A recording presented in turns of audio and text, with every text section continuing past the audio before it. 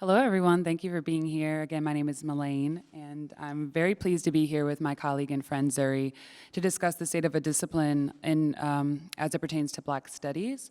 Our presentation or our talk today will mostly take the form of a discussion of the abridged version of the State of Black Studies report that we gathered over the course of the semester. It'll be broken down into 5 parts. One is, where is the state of the conversation located, the sources and major themes of Black studies, whether it pertains to higher education or otherwise. The second will be the state of the conversation. What do these sources actually say? The third would be graduate responses we receive from colleagues both at Brown University and the University of California, Irvine. And the fourth will be brief faculty responses in conversations with our chair and our DGS. And the final conclusion will be next steps and final reflections from the two of us. Yeah, so to begin, where is the conversation on the state of the discipline of Black studies? Where does it appear to be located? So from our research, we gathered that it is in the form of press, professional organizations, word of mouth, and social media. Mostly, many of the major sources include professional journals, specifically the Black Scholar, the Journal of Black Studies, the Western Journal of Black Studies, as well as many professional organizations. For our research, we mostly looked at the National Council for Black Studies, the Southern Conference on African American Studies, the African Studies Association, and the African American Intellectual Historical Society.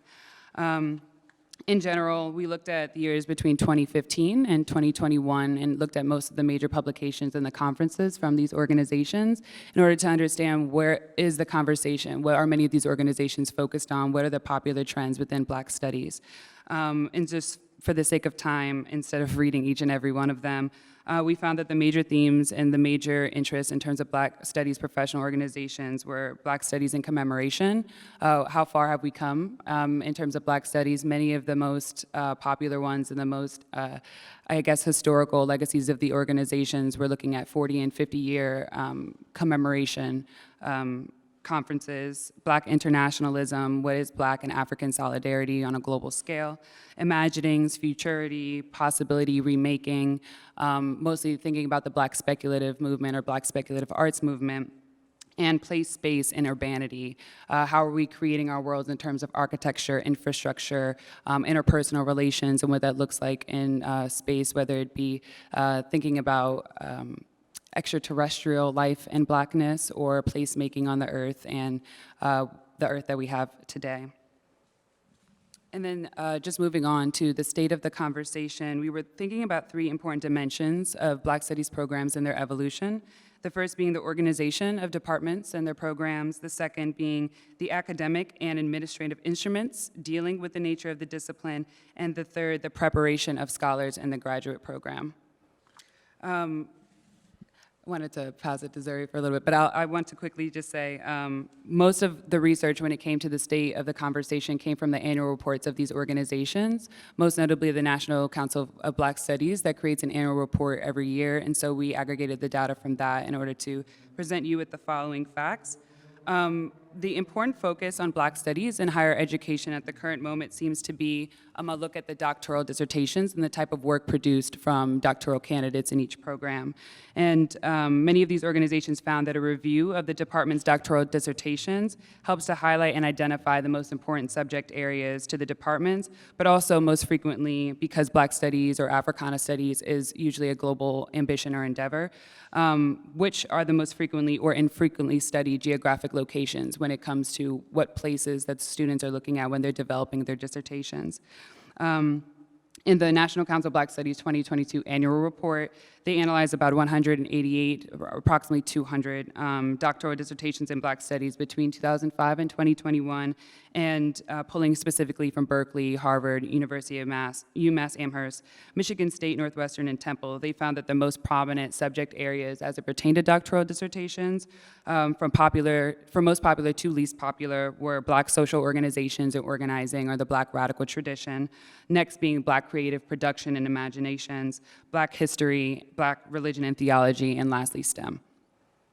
Yeah, so I'm going to go into some of the perceived challenges. So the first was the first challenge of incorporating the African world into the overall discipline. The second was a mission-oriented discipline with 2 areas of concern: struggle, community, and campus.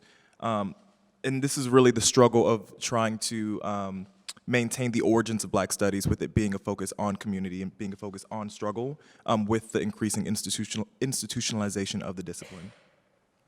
The next was discipline or multidisciplinarity. So we saw that there were multiple different schools of thought within what's termed Black studies, including the Afrocentric school of thought, other schools of thought such as Afro-pessimism. But one thing that was important to highlight was that Black studies is not the mere study of Black people, that there is an engagement with the thought of Black people. So this presents a particular challenge when we're thinking about the emphasis on social sciences within Black studies, particularly sociology and history. And then this is a quote from NCBS. The biggest challenge facing Black studies departments in fulfilling their mission stem from their failure to operationalize the Black community. So again, really emphasizing the agency of Black people when we're thinking about studying Black people. And so some of the recommendations that stem from these professional organizations include academic departments should be specific about what local Black community or communities that these departments desire to serve, and whether they still genuinely desire such a relationship. If a department wishes to explore a mutually beneficial relationship with a local community, that community must also see a need and offer its agreement to that relationship. Black Studies departments cannot assume a type of colonized or colonial position in the relation and assume its relevance to the surrounding community. Thus, many Black Studies professional organizations say, if the community does not see a need for Black Studies scholars, then perhaps there should be no Black Studies department. And of course, this is a controversial thought. Second, doctoral dissertations should be produced on topics pertaining to the surrounding area. The invitation should come from the department themselves. In other words, a change to their mission statement and a declaration of solidarity with the community, and then a resulting evidence of this declaration or this solidarity. And then instead of relying on individual doctoral students to change their topics, the department should make a claim that a certain number of students should come from the local community, or there should be some type of programming that searches or highlights quality, and I don't love that word, but quality doctoral students from the surrounding area, in this case would be Providence, to join or become enrolled in the doctoral program, and thus their research would reflect the interests of the surrounding area. And then if a department is not close to a Black community, the focus should be on the reason for their absence or the reason for the lack of a relationship between the university and the surrounding area. So something that I wanted to add to that was that, particularly at Brown University, the history of our department, because we archived last semester for our department with the theater, the Rights and Reasons Theater, and something that was interesting and that isn't frequently talked about now within the department is the history of the theater in its engagement with the local communities, and so we think that speaks to again the pressures to become a more normative discipline, and what that strips away from the histories that we actually have even on this very campus. Third, there needs to be a renewed interest in community-oriented research, which I just touched on, and this can be supported in the form of hiring faculty with terminal degrees in Black Studies. Many Black Studies programs have faculty members with degrees in sociology and history and English, et cetera, and thus Black Studies is something that becomes incorporated into English, where oftentimes these professors, although their work might be focused on Black people, the Black Studies methodology is usually absent. And fourth, the department should devote resources, as I said, to developing programs specifically tailored to supporting the enrollment of quality local members at both graduate levels and undergraduate levels.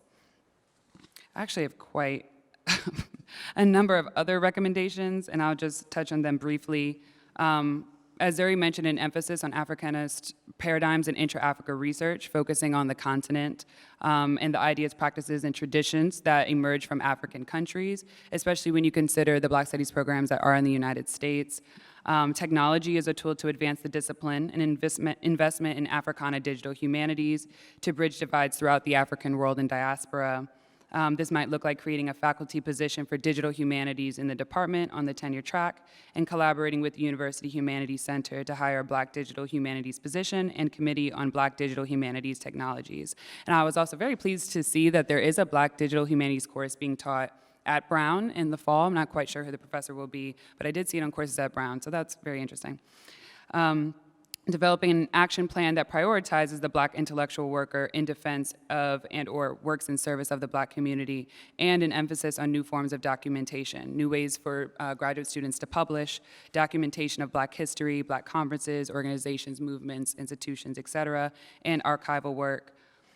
And moving on next, as for those were the recommendations and some of the challenges as perceived by some of the major national organizations, we'll move on to graduate responses. So as I said at the beginning, we did do a questionnaire, a brief survey, and we polled some of our graduate students here and some graduate students who are in either Black Studies or in Sociology and Critical Theory at UC Irvine about how they felt about their department, some of the feedback that they think needed to be included in such a presentation, and what they thought were some of the top trends, challenges, and difficulties of being graduate students in Black Studies.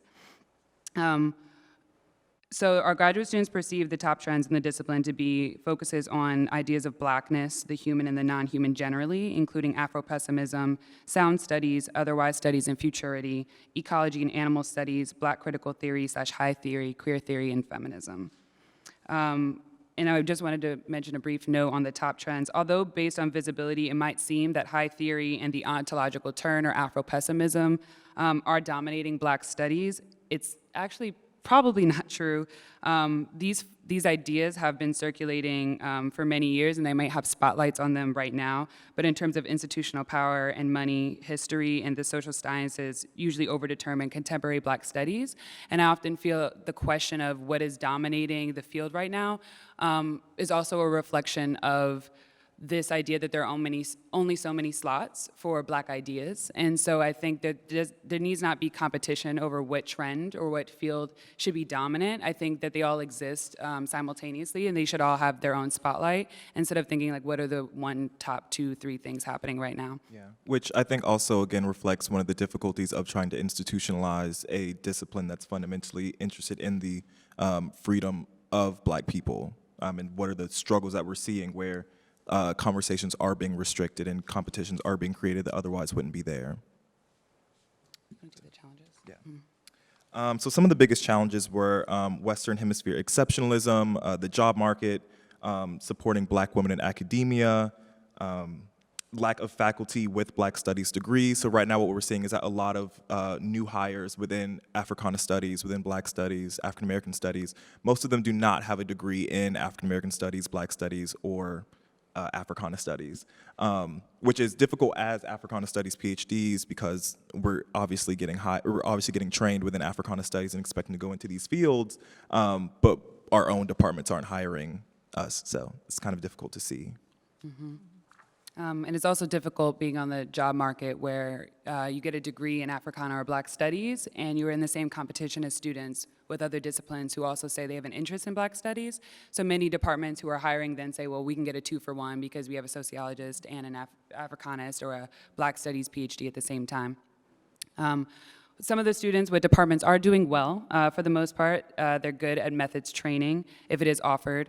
Job placement, our department does very well at job placement, and one student in particular, and I'd like to quote this, my department is currently in the middle of a revamping as a result of losing a number of faculty members in the past year. For what I have seen so far, it is doing a good job of rebuilding the department into something more dynamic by bringing in faculty that hit major areas in Black studies. For years, we were effectively an Afro-Caribbean studies department with some African American studies tacked on. The department is slowly starting to feel more like a Black studies program proper. And this is a quote from a graduate student in the Department of Africana Studies here at Brown. Yep. So areas to improve. First, we could hire more people who think about Black worlds more broadly and globally. Clarification of the mission and what it means to be in Black studies and to foster Black intellectual growth. Centralizing Black studies nationally, because right now it is very decentralized. And properly utilizing affiliated faculty across departments to alleviate some of the pressure that our faculty members have. Do you want to skip to? So we'll skip very quickly for the sake of time. What do we think Black Studies Department should be considering next, and what needs more time and attention? Just some responses from our graduate students, and then Zuri and I can talk briefly about what we've done over the course of the semester and what we plan to do moving forward. Establishing a widely accepted national conference. Many of our faculty members, and I'll just speak for this personally, they don't typically send us to Black Studies conferences. Typically, the National American Studies Association or National Women's Studies Association are typically the ones that are most popular in our field, producing a generally accepted canon that reflects a breadth of Black studies instead of us having to compete for one trend or another, and prioritizing hiring individuals with degrees in Black studies to fill Black studies positions so that we can properly train Black studies scholars moving forward. So in terms of next steps and final reflections. Yeah, so the biggest thing and the most primary thing that we were discussing was that the opinions of graduate students do need to be taken more seriously, and that graduate students need to be paid for the work that they are doing in terms of research, and that that research should be done before any more hires are made or any major decisions are made in the department, because oftentimes the decisions that we're seeing are somewhat disconnected from what graduate students want. Luckily, in the more recent months, we've been seeing a change in that trend, which we've been very fortunate for. Yeah, some of the things that Zuri are working on to advance the conversation when it comes to Black studies, especially highlighting the fact that more difficult conversations need to be had.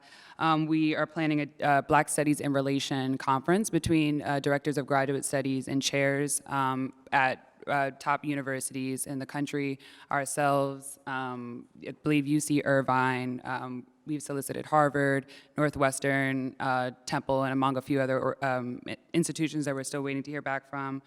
We will be having a graduate Black Studies conversation from some Black Studies students who have graduated from our program and other programs to discuss what does it look like after graduating, what are some of the things we should expect. Now that we're in a program, what are some things we should probably emphasize if there are a lack of resources in our department right now and things that we might have to work on ourselves.